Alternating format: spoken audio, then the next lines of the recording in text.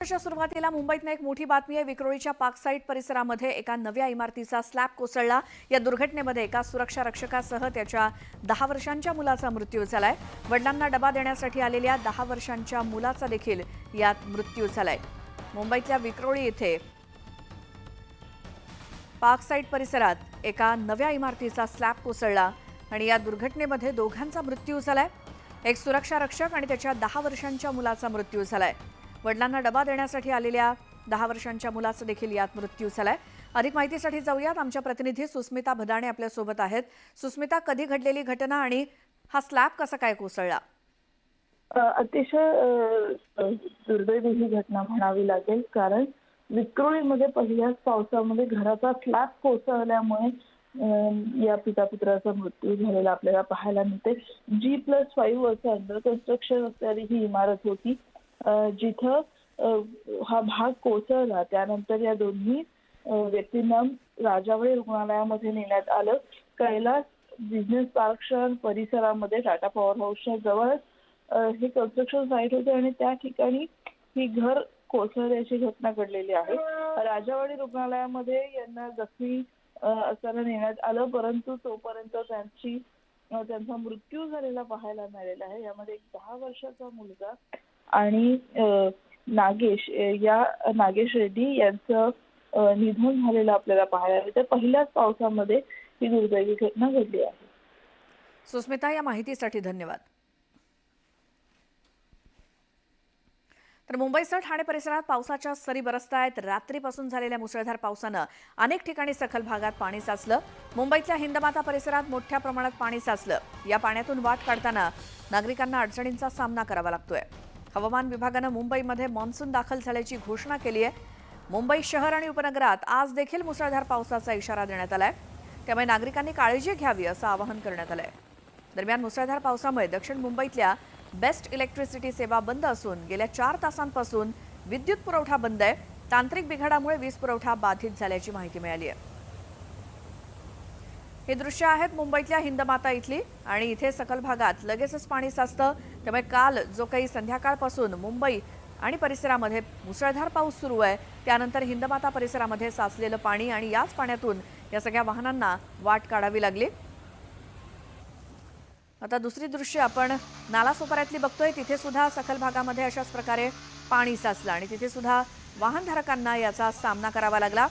मुंबई आणि परिसरामध्ये सर्वदूर मुसळधार पावसानं काल संध्याकाळपासून हजेरी लावली आणि थोडा वेळ पडलेल्या पावसामुळे काही सखल भागामध्ये साचलेलं हे पाणी, काही दुचाकी, काही रिक्षा या पाण्यामध्ये अडकून पडल्यात। ठाण्यामध्ये सुद्धा मुसळधार पाऊस कालपासूनच सुरू आहे। आज देखील इशारा देण्यात आलाय मुंबई आणि ठाणे परिसरात मुसळधार पावसाचा। अनेक ठिकाणी ठाण्यात सुद्धा पाणी साचलं, कुठे मुसळधार पावसामुळे जनजीवन विस्कळीत झालं आणि याचा फटका वाहतुकीला आणि एकूणच सर्वसामान्य जनजीवनाला बसलाय। या सगळ्या संदर्भात अधिक माहिती घेऊयात, आमच्या प्रतिनिधी सुस्मिता भदाणे आपल्या सोबत आहेतच। सुस्मिता, एकतर मुंबई आणि ठाणे परिसरात आज उद्या काय अलर्ट देण्यात आलाय पावसासंदर्भातला?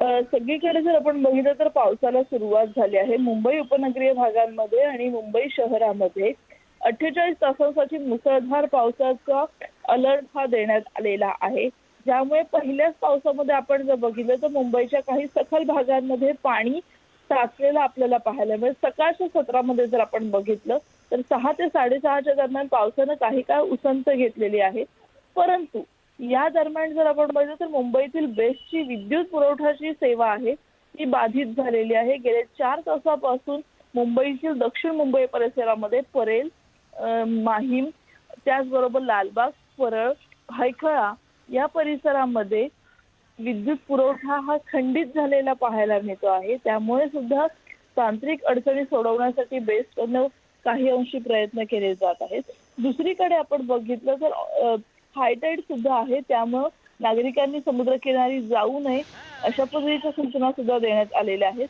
मुसळधार पावसाच्या वेळेला ज्या ठिकाणी पाणी भरतं आहे त्या ठिकाणी मॅनहोल खुले नाहीत ना, त्या ठिकाणी पंप सुद्धा बसवण्यात आलेले आहेत आणि हे पाणी उपसा करण्याचं काम सुरू आहे। परंतु सखल भागांमध्ये पाणी साचल्यानं वाहतूक कोंडी होऊ नये हे सुद्धा बघण्यासाठी जे सबवेज आहेत त्या ठिकाणी वाहतूक ही काही अंशी धीम्या गतीने सुरू असल्याचं आपल्याला पाहायला मिळतं. बरं, सुस्मिता, धन्यवाद या सगळ्या माहितीसाठी.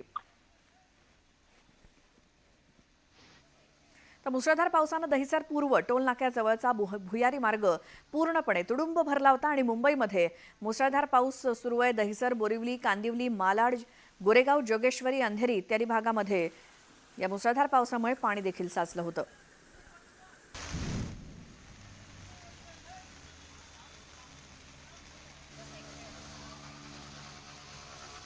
आत्ता कुठे पावसानं उसंत घेतली आहे, मात्र काल दुपारपासून जो काही मुसळधार पाऊस सुरू झालाय मुंबई, ठाणे आणि मुंबई उपनगर परिसरामध्ये, त्याचे हे परिणाम आपण बघतोय. वेगवेगळ्या भागामध्ये साचलेलं हे पाणी दहिसरच्या पूर्व भागात टोल नाक्यावरती पाणी साचलं होतं. टोल नाक्याच्या जवळ असलेल्या भुयारी मार्गामध्ये पाणी साचलं आणि त्यामुळे हा भुयारी मार्ग ठप्प झाला होता.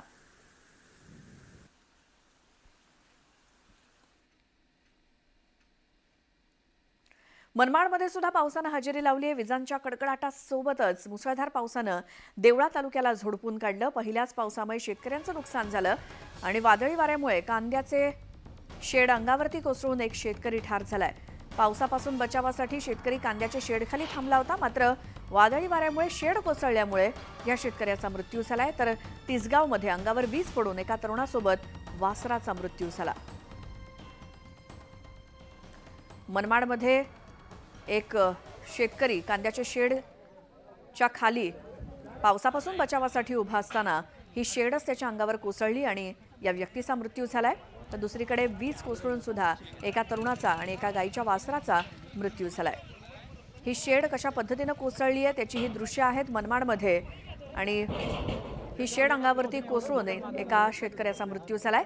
कांद्याची ही शेड होती आणि पावसापासून बचावासाठी ही व्यक्ती कांद्याच्या शेडखालीच उभी असताना वादळी वाऱ्यामध्ये ही शेडच त्या व्यक्तीच्या अंगावर कोसळली आहे. अधिक माहितीसाठी जाऊयात. मनमाडमधून आमचे प्रतिनिधी बबू शेख आपल्यासोबत जोडले गेलेत. बबू, हे काल किती वेळ असा मुसळधार पाऊस सुरू होता आणि वादळी वारा ज्याचे हे परिणाम दिसत आहेत? जवळपास 1 ते 1.5 तास हा पाऊस सुरू होता आणि पाऊस कमी आणि वादळ वारा जास्त होता. त्याच्यामुळे अनेक उमराणे, देवळा या भागातील हा पावसाने आणि वादळी वाऱ्याने हाहाकार माजवला आहे. अनेक शेड कोसळलेले आहे, विजेचे खांब कोसळले आहे, झाडे जे आहेत ते जमीनदोस्त झालेली आहे आणि पावसामुळे बचाव करण्यासाठी काही जण एका पत्र्याच्या शेडमध्ये उभे असताना वाऱ्यामुळे तो शेड कोसळला अंगावर आणि त्याच्यामध्ये एकाचा मृत्यू झाला आहे.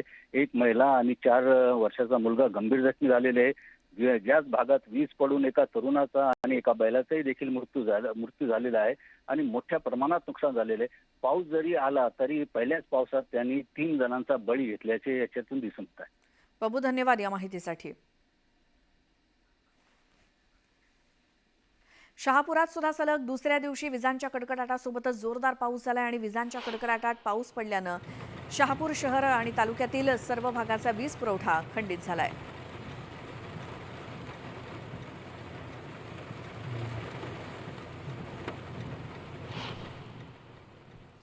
तर धुळे शहरासोबतच जिल्ह्यातील अनेक भागात वादळी वाऱ्यासह दमदार पावसानं हजेरी लावली.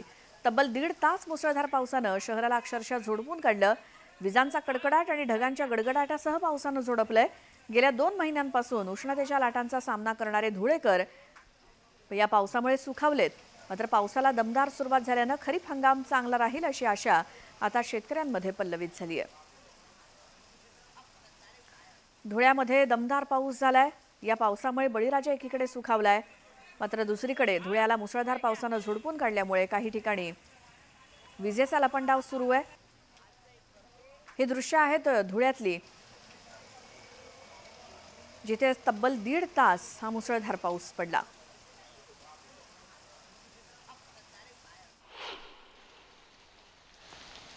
तर धुळ्यानंतर वाशिम मधली परिस्थिती बघूयात. वाशिममध्ये पावसाचा जोर होता. जिल्ह्यातील कारंजा, मंगळूरपीर, मालेगाव आणि रिसोड या तालुक्यातील अनेक ठिकाणी वादळी वाऱ्यासह मुसळधार पाऊस झाला आणि या पावसामुळे खरीप पिकांच्या पेरणीची लगबग वाढणार आहे. तर जिल्ह्यामध्ये हवामान विभागाकडून येलो अलर्ट जारी करण्यात आलाय.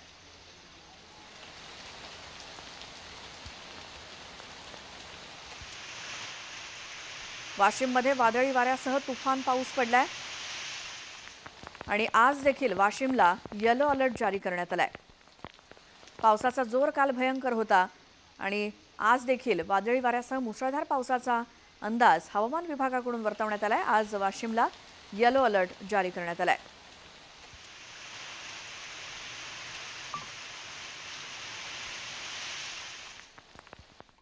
एक मोठी बातमी आहे याच संदर्भात। आज सोमवारी ठाणे, रायगड, रत्नागिरी, पुणे, सातारा या जिल्ह्यांसाठी ऑरेंज अलर्ट देण्यात आलाय पावसाचा।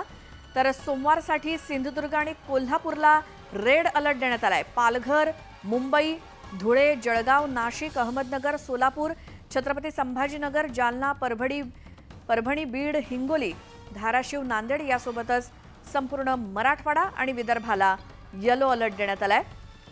मुसळधार पाऊस कोणकोणत्या ठिकाणी कशा पद्धतीने पडेल, तर काही ठिकाणी रेड, काही ठिकाणी ऑरेंज, तर काही ठिकाणी येलो अलर्ट देण्यात आलाय। तर ठाणे, रायगड, रत्नागिरी, पुणे आणि सातारा या जिल्ह्यांसाठी ऑरेंज अलर्ट आहे। सिंधुदुर्ग आणि कोल्हापूरसाठी रेड अलर्ट आहे। तर उर्वरित सर्व जिल्ह्यांसाठी म्हणजे मराठवाडा असेल किंवा विदर्भात येलो अलर्ट देण्यात आलेला आहे।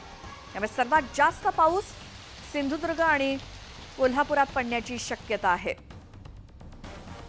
त्यानंतर ऑरेंज अलर्ट देण्यात आलेला आहे ठाणे, रायगड, रत्नागिरी, पुणे आणि सातारा या जिल्ह्यांसाठी। त्यामुळे सर्वच नागरिकांनी सतर्क राहावं।